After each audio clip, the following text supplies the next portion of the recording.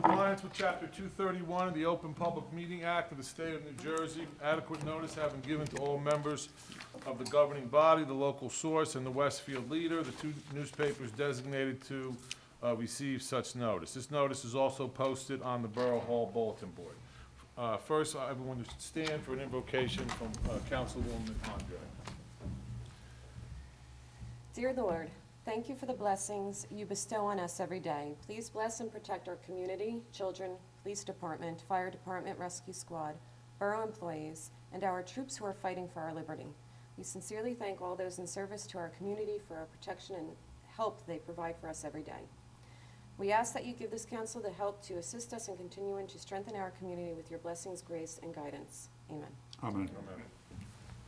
I pledge allegiance to the flag of the United States of America and to the republic for which it stands, one nation under God, indivisible, with liberty and justice for all. Martha, roll call, please. Councilwoman Andre, Here. Councilman Lane, Here. Councilman Messler, Yeah, here. Councilman Mortimer, Here. Councilman Turner is absent, Councilman Was, Here. Here. Next, we have approval of the minutes. First, we need an approval of the work in executive session minutes for April 6, 2010. Do we have a motion? So moved. Second. Poll the council. Councilwoman Andre, Yes. Councilman Lane, Abstain. Councilman Messler, Yes. Councilman Mortimer, Yes. Councilman Was. Yes. Next, we have the minutes for the regular meeting of April 20th of 2010. So moved. Second. Poll the council, please. Councilwoman Andre, Yes. Councilman Lane, Yes. Councilman Messler, Yes. Councilman Mortimer, Yes. Councilman Was. Yes.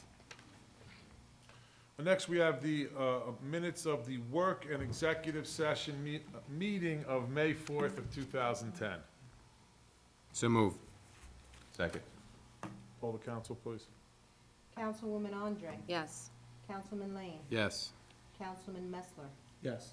Councilman Mortimer, Yes. Councilman Was. Yes. Next, we have resolutions. The first resolution is Resolution 77-2010. Deanna? This resolution will authorize Recreation Director Frank Mazzella to apply for the 2010 Union County Kids Recreation Trust Fund matching grant for two projects. First project, equipment grant in the amount of $35,907. Second, field improvement in the amount of $65,000, and this resolution further authorizes the borough produce $50,453.50 as a match. The difference of $1,000 for the PAL matching funds. Actually, that's included, Right, that's included. Councilwoman D. I'm sorry. Andre. The The, amount that we discussed at the work session was $34,907. We've increased it by $1,000 to include a request by the Mountainside PAL. Thank you. We have a motion, I have a second. Second. Okay, poll the council. Councilwoman Andre, Yes. Councilman Lane, Yes. Councilman Messler, Yes. Councilman Mortimer, Yes. Councilman Was. Yes. Next, we have Resolution 78-2010. Under NJSA 40A:5-4, this resolution will certify that the governing body has received and reviewed the 2009 Annual Report of Audit, specifically the section entitled General Comments and Recommendations, and we had a clean report this past year. We have a motion, do we have a second? Second. Okay, poll the council. Councilwoman Andre, Yes. Councilman Lane, Yes. Councilman Messler, Yes. Councilman Mortimer, Yes. Councilman Was. Yes.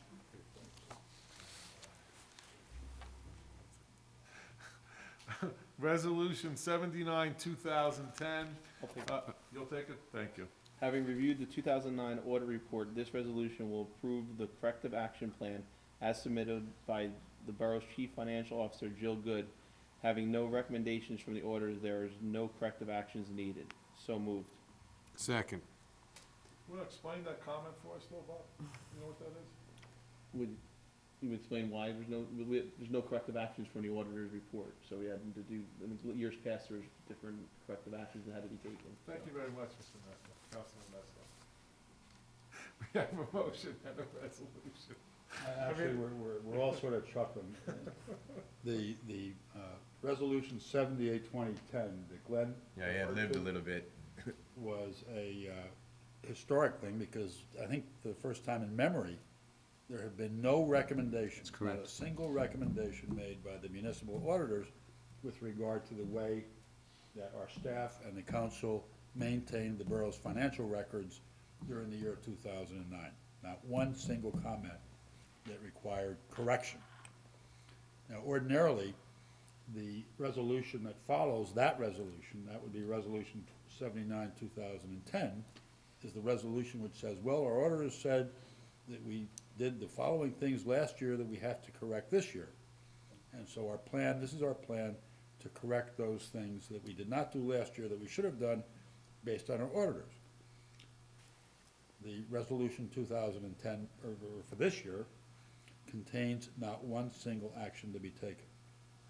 So the comical dimension that Bob Messler was pointing out before is that we have resolved to do nothing because nothing is necessary. And I'd just like to take a moment to commend the staff, the entire staff, all the department heads on that, because it was a very difficult, tough year, especially with the way budgeting has been. And to have this is excellent for the staff. Thank you. Okay, so now we have a motion and a second. Poll the council, please. Councilwoman Andre? Yes. Councilman Lane? Yes. Councilman Messler? Yes. Councilman Mortimer? Yes. Councilman Was? Yes. Next, we have Resolution 80, 2010. This resolution approves temporary appropriations under NJSA 48:4-19 of the Local Budget Act into the temporary budget for the year 2010, as recommended by the borough's Chief Financial Officer, Jill Good. Make that motion. Second. Poll the council. Councilwoman Andre? Yes. Councilman Lane? Yes. Councilman Messler? Yes. Councilman Mortimer? Yes. Councilman Was? Yes. Next, we have Resolution 81, 2010. Yes. Having the 2000 budget certified by the Chief Financial Officer, this resolution will attest that the Mountainside Mayor and Council has found the 2010 budget has met all the legal requirements of NJSA 40A:4-445-2 and NJSA 40A:4-45.3. So moved. Second. Poll the council, please. Councilwoman Andre? Yes. Councilman Lane? Yes. Councilman Messler? Yes. Councilman Mortimer? Yes. Councilman Was? Yes. Next, we have first reading of ordinance 1167-2010. Jeff? 68, excuse me, Mr. Mayor, 1168. What did I say? Is that right? Amendment says 67. Yes. Should be 68. Should be 68. I thought 68 was to ordinance to establish the cap bank. Yes. We have to do that before we. Yeah, we have to do that budget. first. I got you. Before we do Okay, the so budget, we're- Mr. Mayor, okay. I got you. We're going Thank to you. first reading of ordinance 1168-2010. So we're skipping over the second, Yes, and then we have to do the resolution for the Okay, very budget good. notice. so it's ordinance 1168-2010. Jeff? An ordinance to exceed the municipal budget appropriation limits and to establish a cap bank as allowed by law under NJSA 40A:4/45.14. So moved. Motion, we have a second. Second. Poll the council. Councilwoman Andre? Yes. Councilman Lane? Yes. Councilman Messler? Yes. Councilman Mortimer? Yes. Councilman Was? Yes. So now we're going back to resolution 82, 2010. Is that correct? Yes, sir. Okay, Deanna, you want to take that, please?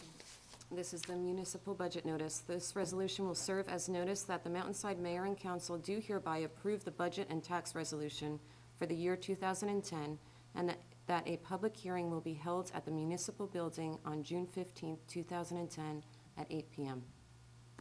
We have a motion, we have a second. Second. Poll the council. Councilwoman Andre? Yes. Councilman Lane? Yes. Councilman Messler? Yes. Councilman Mortimer, Yes. Councilman Was. Yes. Next, we have the second reading of ordinance 1167, 2010. Bob? Yes, this is an ordinance to amend Chapter 9, Building and Housing of the Code of the Borough of Mountainside pertaining to the fee for issuance of a continued certificate of occupancy. We have So, a motion, we have a second. Second. Now, there's public input. Want to come forward?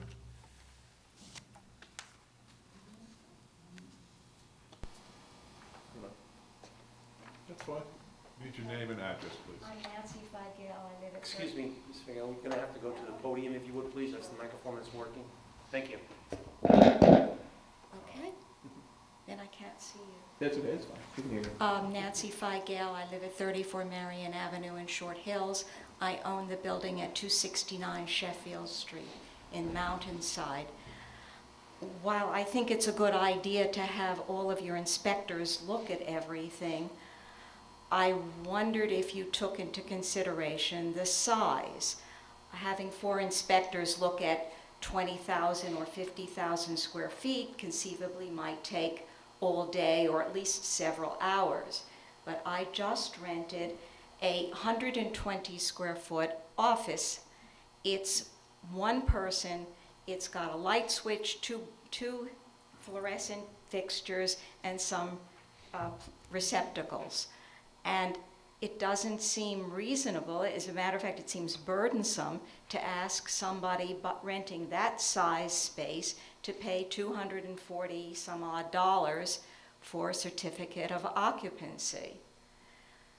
And I wondered if you had taken that size into consideration. If you're going to send 4 inspectors there, they're not going to all be able to fit into that room. Since I'm making this complaint, I thought I might give you a solution. How about anything over 2,000 square feet, you charge what you're planning to charge, and everything under that, you leave at the $75. Well, can I just, and I know we've gone through this when we've had discussions in work session. When was the last time the fee was adjusted? Do we remember, Jim? Stand by 1 second. Well, while Jim's looking, it was a long time ago. You should understand, Mrs. Fagel, that the ordinance is only changing the amount of the fee. It is not changing anything else with respect to when a inspection is necessary, et cetera. So that what you're really suggesting to the council is that the ordinance as it has existed for quite some time applies to spaces that are too small from your vantage point, and that the council might consider increasing the size of a leasehold or tenancy for the inspections that you mentioned are necessary. I don't understand. What are you saying, that you're only going to look at the larger spaces? No, I'm not saying that. What I'm saying is that we just increased the fee. Yes. But the definition of when the inspections would be necessary and when the fee would be payable have not changed. The only thing that has changed is the amount of the fee. Let's do it. Okay. Prior to this, there used to be a yearly inspection, which George McGrath did, and he went through the entire building and made suggestions: your exit sign light is out, or you need something done. Now you're going to keep the yearly inspection? The yearly inspection that George did was for fire prevention. Yeah, that's a different, It's a different inspection. This is only for new occupancies. Well, if it's going to be just for new occupancies, wouldn't that mean that every time I had a tenant apply for a certificate, that you were going to inspect? Correct. That's correct. Now, that's correct. Anytime there's a new tenant coming into a building, there's supposed to be an inspection done by the building department. And you're going to have all 4 people theoretically look at each space? That's correct. and that's the way the law has existed for some time. As Mr. Post was just pointing out, those requirements on the landlord have existed for some time. The only thing we're changing in this this ordinance is the fee, which was $75, but had not been changed for quite some time. It only, it had existed for many years, and that we're now making an adjustment to that fee. And you're not taking into consideration the time, the space that, the fee, this tenant that I'm talking about pays $295 a month. So to ask him to pay almost a month's rent to get a certificate of occupancy for a one-year lease doesn't seem reasonable, seems burdensome. We have taken that into account. You have? Yes, yeah, And yes, I'm we sorry I missed the original discussion about this, but, That would have been at our work session, it wouldn't have been at a Oh. public session. okay. Which is open to the public as well. Right. The work session happens on the first Tuesday of the month in council chambers, which is open to the public, and it's just not televised. And would I have known that you were going to discuss this at that work session? Is that published? Well, Yes, The, it is. the Part of the notice. agenda, Part of the agenda, yes. Okay, so I didn't do due diligence to look at all the notices about that. That's correct. But apparently you've made up your minds about the fee. I'm just asking if you would reconsider changing it for smaller spaces. I think that the appropriate thing to do would be on a case-by-case basis, if you want to make a request to the council to do something in a particular case, we would take that up on a case-by-case basis. The statute is the way, the ordinance is going to remain as it is. If you think for some reason it's burdensome and you'd like to write to the council, because I could certainly see what you're saying, a $240 fee for $295 a month space may be burdensome. If you were to write to the council and point that out to us, we would be able to take action if we so desire. Okay? So address the letter to The mayor and you, council. Mr. That- Mayor? That's correct. Okay, all right, thank you for your consideration. No problem. Oh, my husband wants to say a few words. Harold Fidel, same addresses, the same interests. What's involved in submitting something to the council in particular? Does it involve fees? Does it involve submission of multiple copies of whatever we submit? Just a letter to the mayor and council. And what kind of action would take place if, We would discuss it, and if we decided to take action, it would take place at a meeting like this. but as far as you're concerned at the moment from what you're saying, the idea of reducing the fee for small spaces has been decided, and there's no possibility of reversing that or changing well, that. we haven't voted yet. We've had, at our work session, we've had discussions about this issue, which were brought to our attention, I think, originally by the Director of our Public Works. And there was discussion during our work session.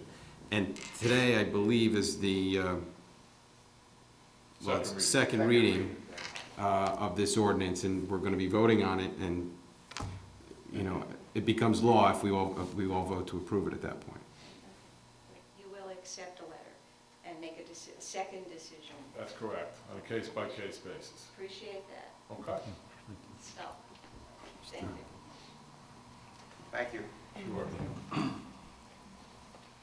Seeing no additional public, I'd ask that portion be closed. Got a motion for that? So moved. Second? Second. So public input is closed, now can we call the council? Councilwoman Andre, Yes. Councilman Lane, Yes. Councilman Messler, Yes. Councilman Mortimer, Yes. Councilman Ross. Yes. Next, we have the first reading of ordinance 1169, 2010. You want me to take that? Sure. This is an ordinance to establish the position of second-floor supervisor to facilitate communications between the construction department inspectors and land use zoning issues. I make that motion on first reading of that ordinance. Second. Call the council, please. Councilwoman Andre, Yes. Councilman Lane, Yes. Councilman Messler, Yes. Councilman Mortimer, Yes. Councilman Ross. Yes. Next, we have first reading of ordinance 1170-2010. Jeff? an ordinance amending ordinance 893-93 pertaining to the increase of the Board of Health fees for various food handling licenses. So moved. We have a motion, we have a second. Second. This is the first reading, so there is no public input. Call the council, please. Councilwoman Andre, Yes. Councilman Lane, Yes. Councilman Messler, Yes. Councilman Mortimer, Yes. Councilman Was. Yes. Next, we have first reading of ordinance 1171, 2010. Deanna? An ordinance to amend Chapter 4, General Licensing and Business Administration of the Code of the Borough of Mountainside pertaining to the increase of certain fees relating to amusement machine licensing throughout the borough. We have a motion, we have a second.